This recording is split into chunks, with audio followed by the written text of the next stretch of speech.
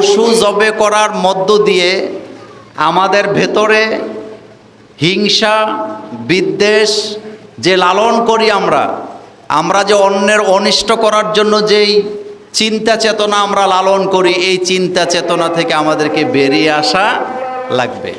ধৈর্য একটি বৃক্ষের নাম, যার সারা গায়ে কাটা কিন্তু তার ফল অনেক মিষ্ট। কুরবানি মূলত শুরু হয়েছে হযরত আদম আলাইহিস সালাম থেকে। তার দুই ছেলের তাকওয়া পরীক্ষা করার জন্য আল্লাহ কুরবানির হুকুম করেছিলেন। কে তাকওয়াবান, আল্লাহকে কে ভয় করেন।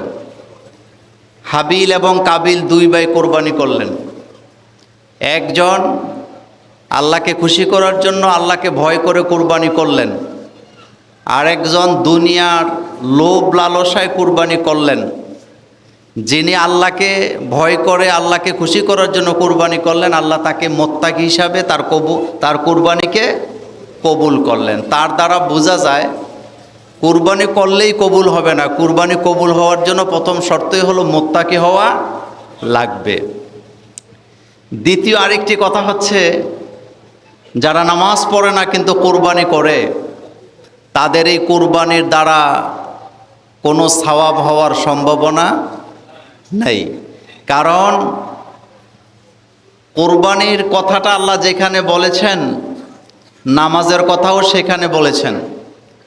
বরং নামাজের কথা বলেছেন আগে, কুরবানির কথা বলেছেন পরে।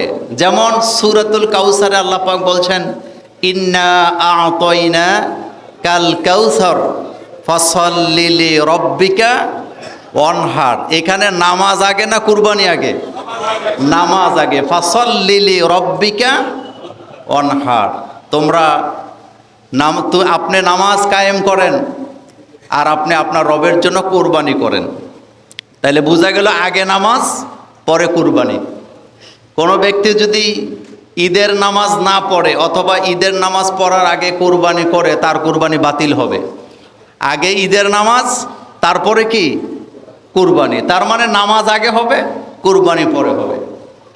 আল্লাহ রাব্বুল আলামিন বলছেন, লা ইয়ানালাল্লাহু লুহুমুহা ওয়ালা দিমাউহা। আল্লাহ রাব্বুল আলামিনের কাছে কুরবানির পশুর রক্ত মাংস এগুলো কিছুই যায় না। যায় হলো কোনটা? তাকওয়া। বান্দার হৃদয়ের ভিতরে যে আল্লাহ পাকের ভয়, সেই ভয়টাকে আল্লাহ কবুল করেন। দেখেন, আজকে আমরা পশু জবে করব। পশু জবে করার মধ্য দিয়ে আমাদের ভেতরে হিংসা বিদ্বেষ যে লালন করি আমরা যে অন্যের অনিষ্ট করার জন্য যেই চিন্তা চেতনা আমরা লালন করি, এই চিন্তা চেতনা থেকে আমাদেরকে বেরিয়ে আসা লাগবে। এটা কুরবানির একটি দারুণ হুকুম। আমি কুরবানি করলাম, কিন্তু হিংসা বিদ্বেষ থেকে নিজেকে মুক্ত করতে পারলাম না, তাহলে বোঝা গেল আমি কুরবানির হক আদায় করতে পারি নাই। আরেকটি বিষয় হচ্ছে, কুরবানি আমাদেরকে ধৈর্য শিক্ষা দেয়। ধৈর্যটা কি পরিমাণ হবে? আপনাদের মনে আছে হযরত ইব্রাহিম আলাইহিস সালাম যখন তার ছেলেকে প্রস্তাব করলেন, ইয়া বুনাইয়া ইন্নী আরা ফিল মানামি আন্নী আযবাহুক ফানজুর মাযা তারা। ও আমার ছেলে, আমাকে হুকুম করা হয়েছে আমি যেন তোমাকে জবে করি আল্লাহর জন্য। ফানজুর মাযা তারা, তুমি তোমার রায় পেশ করো, তুমি তোমার মতামত পেশ করো।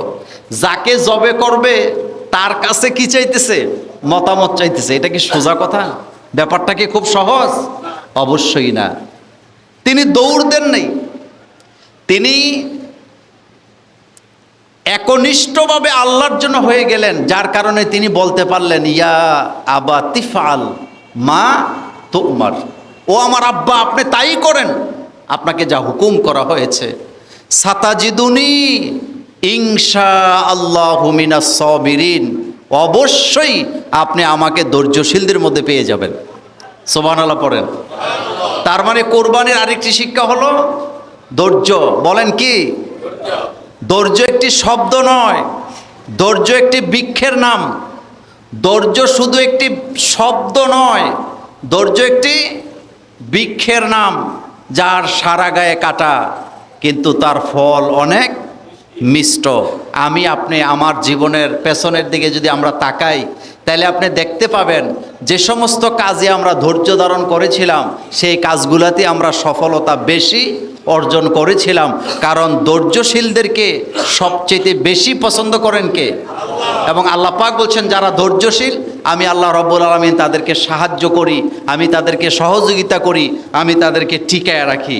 সুতরাং এই কোরবানির গুরুত্বপূর্ণ একটি শিক্ষাই হলো ধৈর্য। কোরবানির আরেকটি শিক্ষা হলো ভোগে শান্তি নয়, বরং শান্তি কিসে হয়? ত্যাগে। বলেন কিসে হয়? ত্যাগ। ত্যাগ স্বীকার করতে পারলে আপনি শান্তি পাবেন। একটা গরু জবে করে 7 লাখ টাকা দিয়ে 5 লাখ টাকা দিয়ে একটা গরু কিনলেন, কিনে আপনি কুরবানি করে আপনি ফ্রিজ ভর্তি করলেন, আপনি একটার জায়গায় 2টা ফ্রিজ কিনলেন। এটা কুরবানির শিক্ষা নয়। কুরবানির শিক্ষাটাই হলো আপনি আল্লাহ পাকের জন্য কুরবানি দিয়েছেন, আল্লাহ আপনাকে 3 দিনের দাওয়াত দিয়েছেন। এই দিনগুলোতে রোজা রাখা কি নাই? জায়েজ নাই। কিন্তু আপনি ততটুকু খাবেন যতটুকু আপনার প্রয়োজন। এর বাইরে যা হবে আপনি ফ্রিজে রাখতে পারবেন, কিন্তু সেটার মধ্যে যেন কোনো বখিলামি প্রকাশ না পায়। অনেকে জিজ্ঞেস করে, হুজুর কুরবানির গোশত কতদিন রেখে খাওয়া যায়? জবাব হচ্ছে, যতদিন আপনি রাখতে পারবেন ততদিন খাইতে পারবেন। রাসূল করিম সাল্লাল্লাহু আলাইহি ওয়াসাল্লাম মদিনাতে যখন প্রথম দিকে কুরবানি করলেন, কুরবানির দাতা ছিল কম আর গরিব ছিল বেশি। যার কারণে রাসূল অর্ডার করলেন, তোমরা 3 দিনের বেশি কুরবানির গোশতকে খাওয়ার চেষ্টা করবা না বা খাবা না। কেন বললেন? যাতে করে লোকেরা গরিবদেরকে বেশি দিতে পারে। কিন্তু একটা সময় দেখা গেল কুরবানির দাতা হয়ে গেছে বেশি, গরিবের সংখ্যা কমে গেছে। ইসলামের কারণে, ইসলামিক অর্থনীতির কারণে মানুষের মুক্তি মিলেছে, এখন সবাই কুরবানি দিচ্ছেন। এবার রাসূল সাল্লাল্লাহু আলাইহি ওয়াসাল্লাম বললেন, তোমরা কুরবানির গোশত যতদিন সংরক্ষণ করতে পারো তোমরা ততদিনই খাবা। তা আমরা কুরবানি দেব, কুরবানির গোশতের মধ্যে যেন আমাদের কোনো লোভ লালসা না থাকে। কুরবানির গোশতকে 3 ভাগ করতেই হবে, এই হুকুম কোরআন হাদিসের কোথাও নাই। কিন্তু আমরা কোনটা বলি? আমরা বলি আপনি হয় কম খাবেন বেশি দিয়ে দিবেন, অথবা বেশি খাবেন কম দিবেন, এটা আপনার ইচ্ছা। কিন্তু কুরবানির গোশতকে সমান সমান ভাগে 3টা ভাগ করা, এভাবে হুকুম আসে নাই। আপনি বেশি দিবেন, বেশি দেওয়ার মধ্যে কল্যাণ বেশি। আপনার আত্মীয় স্বজনকে দিবেন। আবার আমাদের মধ্যে একটা ভুল ধারণা আছে, সেটা হলো যারা কুরবানি দেয় আমরা তাদেরকে গোশত দিই না। আমরা ফতুয়া দিই যে হেও তো কুরবানি দিছে। আপনি যে কুরবানির গোশত এটা দিচ্ছেন আপনার ভাইকে, আপনার আত্মীয় স্বজনকে, এটা মূলত কুরবানির জন্য গোশত দিচ্ছেন না, এটা দিচ্ছেন হাদিয়া। বলেন কি দিচ্ছেন? হাদিয়া দিচ্ছেন। তো হাদিয়া দিলে ভালোবাসা বাড়ে না কমে? ভালোবাসা বাড়ে। যার সাথে মনোমালিন্য আছে আপনি কুরবানির গোশত দিলে তার সাথে সম্পর্ক ভালো হবে। আশ্চর্য হবেন, রাসূল করিম সাল্লাল্লাহু আলাইহি ওয়াসাল্লাম তিনি ঈদের দিন কুরবানির গোশতকে আলাদা আলাদা পোটলা করে ইহুদিদের বাড়িতে বাড়িতে গিয়ে রাসূল কুরবানির গোশত পৌঁছায় দিয়ে আসতেন। তার মানে বোঝা গেল আমাদের আশেপাশে যারা অমুসলিম আছে তাদেরকেও কুরবানির গোশত কি আপনি দিবেন, তবে খবরদার আবার হিন্দুদের বাড়িতে নিয়ে যাবেন না। ইহুদিরা কুরবানির গোশত খায়, ইহুদিরা গরুর গোশত খায়, সেজন্য আপনি কুরবানির গোশত দিতে পারবেন। কিন্তু হিন্দুরা কি গরু খায়? তারা এটাকে পূজা করে, তারা এটাকে মা মনে করে, সেটা ভিন্ন আলোচনা। কিন্তু যারা খায় তারা যদি অমুসলিম হয় তাদেরকে আপনি দিবেন। এটা হলো ইসলামের সৌন্দর্য। এটা কিসের সৌন্দর্য? ইসলামের সৌন্দর্য। ইসলামের হৃদয় অনেক প্রসার। ইসলাম সংকীর্ণতার নাম নয়।